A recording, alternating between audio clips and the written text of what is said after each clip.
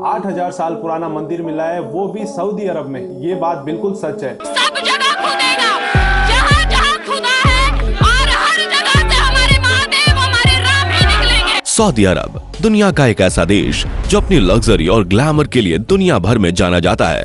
कहते हैं यहाँ पर दिन और रात में ज्यादा फर्क नहीं होता। जो तारे हमें रात में दिखाई देते हैं वही चमकते तारे हम यहाँ दिन में भी देख सकते हैं। लेकिन ऐसा नहीं है कि सऊदी अरब हमेशा से ऐसा था। हर चमक के पीछे अंधेरों का इतिहास होता है और ये बात सऊदी अरब पर भी बिल्कुल फिट बैठती है। कभी रेगिस्तान की धूल में घिरा यह देश खुद के वजूद को तलाश कर रहा था, लेकिन आज हम कह सकते हैं कि दुनिया के बड़े बड़े देशों का वजूद सऊदी अरब से जाना जाता है। पूरी दुनिया की तेल की मांग का लगभग एक बहुत बड़ा हिस्सा सऊदी अरब पूरा करता है। पूरी दुनिया के बड़े बड़े सेलिब्रिटी अपनी वैकेशन मनाने के लिए सऊदी अरब जाना पसंद करते हैं। दुनिया की सबसे बड़ी इमारत का खिताब भी सऊदी अरब ने अपने नाम कर रखा है। लेकिन अगर हम 100 साल पीछे जाते हैं तो सऊदी अरब के आंकड़े हर किसी को हैरान कर सकते हैं। 100 साल पहले सऊदी अरब दुनिया के नक्शे में कुछ भी नहीं था। आखिर कैसे इन 100 सालों में सऊदी अरब इतना आगे निकल गया? आखिर कैसे कभी पानी के लिए तरसने वाला ये देश आज पूरी दुनिया की तेल की प्यास बुझाता है? जानेंगे आज की वीडियो में, बने रहिए हमारे साथ। दोस्तों, दुनिया का लगभग हर इंसान सऊदी अरब को जानता है। ऐसा कोई नहीं होगा जिसे इसके बारे में ना पता हो। सऊदी अरब अरब जगत का दूसरा सबसे बड़ा देश है। दुनिया के लगभग 20% तेल का भंडार सऊदी में है। इतना ही नहीं, गैस रिजर्व के मामले में सऊदी 6वें स्थान पर आता है और इसकी लगभग 90% कमाई तेल और गैस पर निर्भर है। साथ ही मुस्लिमों का पाक माने जाने वाला मक्का मदीना भी यहाँ मौजूद है, जिसके लिए हर साल लाखों लोग यहाँ आते हैं। और टूरिज्म के नजरिए से मक्का मदीना सऊदी अरब की इकोनॉमी में बहुत बड़ा रोल अदा करता है। दुनिया की लंबी लंबी इमारतें यहाँ पर है, जिसमें से एक बुर्ज खलीफा है। पर 100 साल पहले सऊदी अरब के पास बेशुमार दौलत और कई सारी सुख सुविधाएं नहीं थी। अगर 100 साल पहले सऊदी अरब के पास कुछ था तो बस रेत ही रेत और जिंदगी की उम्मीद को तोड़ते रेगिस्तान। लेकिन आज यही रेगिस्तान सोना उगल रहे हैं। और अब आप सोच रहे होंगे कि भला रेगिस्तान सोना कैसे उगल सकते हैं? लेकिन दोस्तों, इन्हीं रेगिस्तान के नीचे तेल के बेशुमार कुएं दबे हुए हैं और जब ये तेल बाहर निकाला जाता है तो दुनिया में इसकी कीमत सोने से कम नहीं होती। सऊदी अरब मध्य पूर्व में स्थित एक सुन्नी मुस्लिम देश है, जहां इस्लाम राजतंत्र है। यह देश 21,50,000 वर्ग किलोमीटर क्षेत्रफल में फैला हुआ है। भौगोलिक रूप से एशिया का 5वां सबसे बड़ा राज्य और अल्जीरिया के बाद अरब की दुनिया का दूसरा सबसे बड़ा देश है। सऊदी अरब के उत्तर में जॉर्डन और इराक की सीमा, उत्तर पूर्व में कुवैत की सीमा, पूर्व में कतर, बहरीन और यूनाइटेड अरब की सीमाएं, दक्षिण पूर्व में ओमान की सीमा और दक्षिण में यमन की सीमा है। अकाबा की खाड़ी ने सऊदी अरबिया को इजराइल और इजिप्ट से अलग किया हुआ है। यह एकमात्र ऐसा देश है जहां लाल समुद्र तट और पर्शियन खाड़ी तट दोनों है और इसके ज्यादातर इलाके शुष्क रेगिस्तान और बंजर स्थलाकृतियों का समावेश है। बता दें कि इस देश के संस्थापक वैसे तो अब्दुल अजीज बिन अब्दुल रहमान अल सऊद हैं, लेकिन इसकी स्थापना के लिए संघर्ष 18वीं शताब्दी में शुरू हुआ था, जब 1725 में अल सऊद के मुखिया अमीर सऊद बिन मोहम्मद बिन मकरन की मौत हो गई। उस समय नजद में छोटे छोटे राज्य थे और हर राज्य का अलग अलग शासक होता था।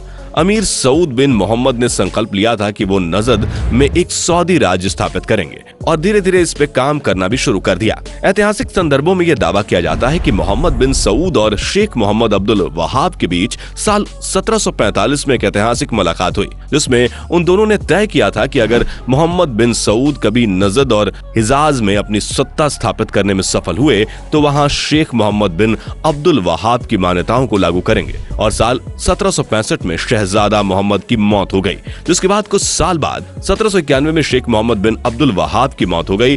उस समय तक अरब द्वीप के ज्यादातर इलाके पर अल सऊद का शासन स्थापित हो गया था। शहजादा मोहम्मद के बाद इमाम अब्दुल अजीज क्षेत्र के शासक बने, लेकिन साल 1803 में उनकी हत्या कर दी गई। इमाम अब्दुल अजीज के बाद उनके बेटे सऊद शासक बने और साल 1814 में उनकी मृत्यु हो गई। इसके साथ समय बीतता गया और साल 1927 में सऊदी अरब को ब्रिटेन से आजादी मिल गई, पर इसका भी कुछ खास असर नहीं पड़ा और साल 1932 तक इसकी गिनती दुनिया के सबसे गरीब देशों में होती थी, जहां लोग अपनी रोजमर्रा के जीवन यापन के लिए हस्तशिल्प के कामों को करके किया करते थे। साथ ही मोतियों के गहने बनाने का काम भी किया करते थे।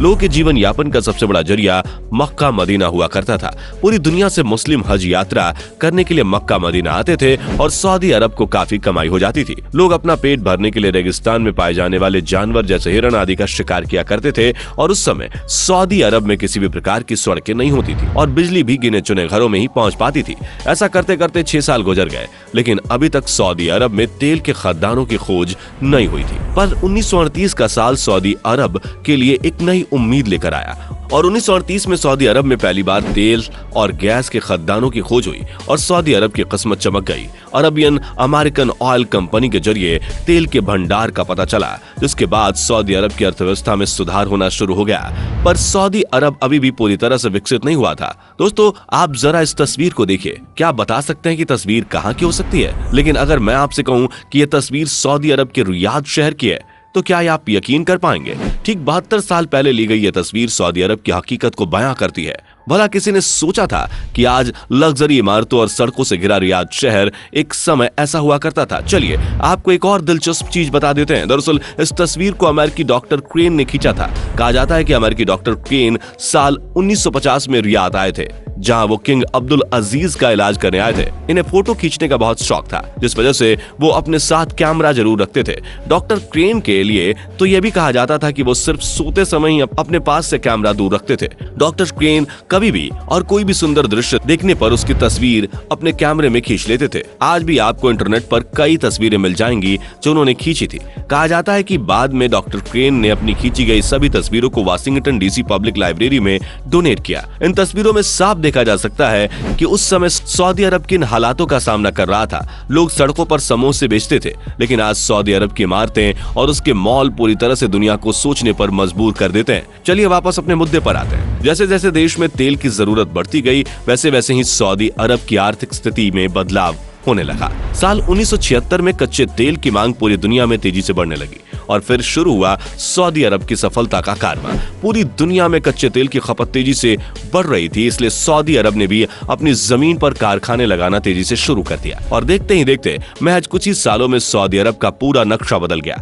कहा जाता है कि 1 बैरल कच्चे तेल के उत्पादन में सऊदी अरब को महज $2 खर्च करने पड़ते हैं और फिर सऊदी अरब इसी बैरल को दुनिया को $100 में निर्यात करता है। निर्यात मतलब बेचता है। अब आप खुद ही सोच सकते हैं कि सऊदी अरब कितना ज्यादा प्रॉफिट कमा रहा है और इसी प्रॉफिट की वजह से आज से 70 साल पहले सऊदी अरब में जिन लोगों के पास खाने तक के पैसे नहीं थे, आज वो लोग फेरारी जैसी लग्जरी गाड़ियों में घूमते हैं। लेकिन दोस्तों, आज दुनिया तेजी से बदल रही है। पेट्रोल डीजल की बजाय दुनिया में तेजी से इलेक्ट्रॉनिक गाड़ियां बढ़ रही हैं और ये बात तो हम सभी जानते हैं कि सऊदी अरब का वजूद पूरी तरह से कच्चे तेल पर टिका हुआ है। ऐसे में सऊदी अरब फ्यूचर में कच्चे तेल पर डिपेंडेंट नहीं रह सकता।